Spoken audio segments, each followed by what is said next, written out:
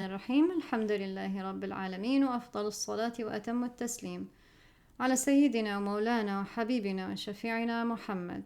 This is lesson 3 of our series entitled Ghazali in Love.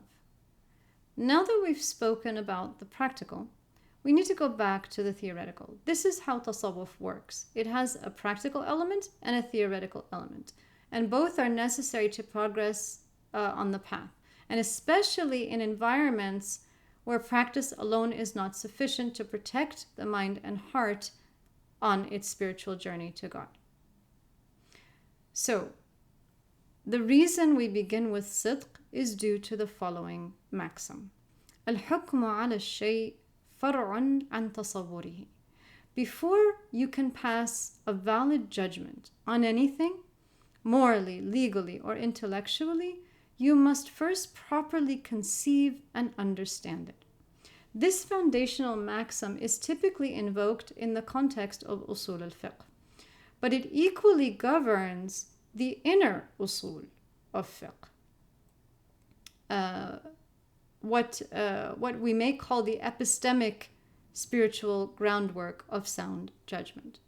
The first, most important, and possibly most difficult step on the spiritual path is sidq, the formation of an unembellished, honest self-perception. Not merely tasawwur of the self in the abstract, but of yourself in particular. Otherwise, what is the result? Delusion. The most difficult spiritual disease to diagnose and the most dangerous spiritual pathology. Why?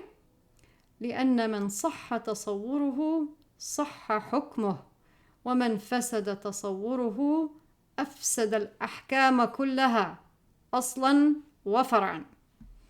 Whoever forms a correct conception, a tasawwur, will arrive at a correct judgment, hukm. But whoever's conception is distorted, all of their judgments will be corrupted, both foundational and derivative.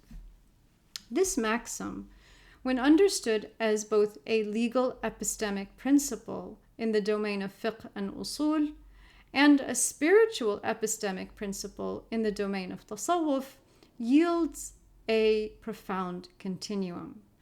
Inner mastery of tasawwur and hukm, a spiritual epistemic process grounded in sidq, maturing into outer mastery, a legal epistemic process rooted in tahqiq, ijtihad, and fatwa.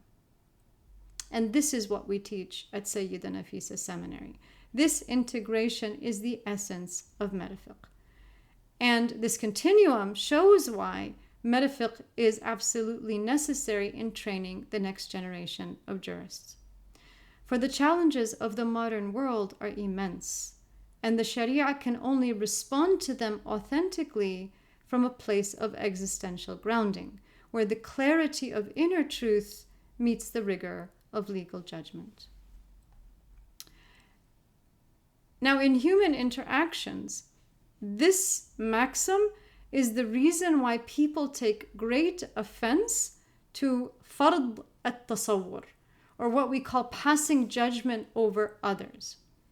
Because if someone imposes their dishonest reality onto themselves, the direct result of that is that they will impose the very same dishonest reality onto others.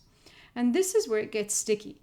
Because let's say someone's tasawwur of themselves is wrong, and your tasawwur is correct, that is, of yourself. Is it your job to impose your tasawwur on them? No, it's not. It's not even your right. And doing so is a form of delusion, ghurur. All you can do, particularly if you're a scholar, is help them correct their tasawwur if they so please. Because there is no compulsion in religion. La ikraha fi din. You want to learn reality? Learn it from the people of realities. It's that simple. And if you don't, هنقول لكم إيه بس. It's a large airport, sir. This is Terminal A. You need to go all the way to Terminal F and get your flight from over there. Okay? يلا مع السلامة. وإذا خاطبهم الجاهلون الآية. اللهم صل على سيدنا محمد وآله. Now, let's examine the reverse scenario. Let's say your tasawwur of yourself is correct and honest, and their tasawwur is wrong. Do you have to accept their tasawwur? No, you don't. What if they think you are rude and arrogant because you don't accept their wrong tasawwur? Afwan, who is being rude and arrogant in that case? I believe in common parlance they call this a you problem. Again, another form of ghurur. So this maxim is so pervasive and so applicable on many levels that it actually sets up for us how to perceive reality properly in many different dimensions of our existence. But now do we see the issue? The point is that without proper tasawwur, there can be no proper hukm, neither upon the self, nor upon others. Judgments are based in objective reality, and the perception of reality as it is can only come from your own sidq, your honesty with yourself. And we cannot know other people's inner reality. We can only know our own. And that is why we don't have the right to make judgments about other people. And that is why husnul dhann is among the most important and foundational character traits on the spiritual path. Imam al-Ghazali rahimahullah ta'ala said, Su'ul dhanni ghibatul qalb. Having ill opinion of others is the backbiting of the heart. How so? Because su'ul dhann is a violation on the level of tasawwur. Thus, by the maxim, it leads to multiple wrong judgments. And in the realm of spirituality, it leads to multiple spiritual diseases. So Imam al-Ghazali here, rahimahullah, is speaking to an even deeper point, which is that tasawwur is actually the root of all righteousness and sin, because it forms in the heart. And based on it, the hukm of the limbs is derived. So ghiba, backbiting, doesn't materialize on the tongue until after its corresponding tasawwur has become rooted in the heart. So what is the Sharia then? The Sharia is the system designed to work in the opposite direction. It will prohibit the tongue from backbiting as a means of healing the tasawwur of the heart. Because just as spiritual states inform outward practice, so does outward practice shape our state. In reality, when we harm another person outwardly, we are actually inflicting a wound upon our own selves internally. This is why the concept of jabrul khatir is so powerful in the Sunnah, because it is the opposite reality of dhulm, oppression.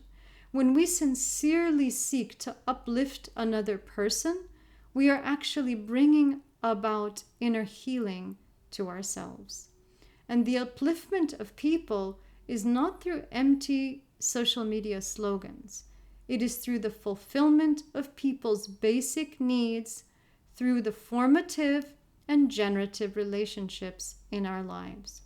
That is how the Sharia heals us. It is a divinely designed system aimed at creating healing cohesion between human beings. And there is no other system that can do that besides the Sharia, because its inner reality is mercy, and no one owns mercy but God Himself. اللهم صل على سيدنا محمد نور الأنوار وسر الأسرار وترياق الأغيار ومفتاح باب اليسار سيدنا محمد المختار وآله الأطهار وأصحابه الأخيار عدد نعم الله وإفضاله والحمد لله رب العالمين.